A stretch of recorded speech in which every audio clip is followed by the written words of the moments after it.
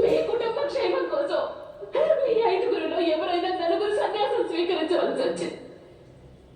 అందుకే నా జీవన పర్యంతాన్ని ఒక తపస్సుగా మలుచుకున్నాను.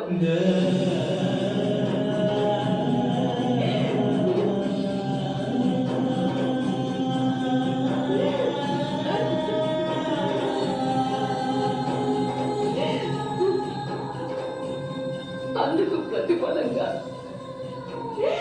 ఇంత భీకర బహుమానం. ఎందుకు ఈ దుర్గతి నాకు? ఎందుకు? మమ్మల్ని క్షమించు పాచాలి, మమ్మ క్షమించు.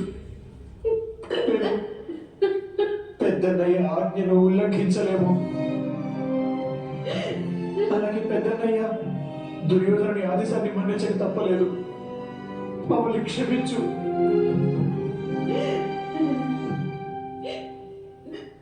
అంటే మీరు మీ ధర్మాన్ని కాపాడుకున్నారు.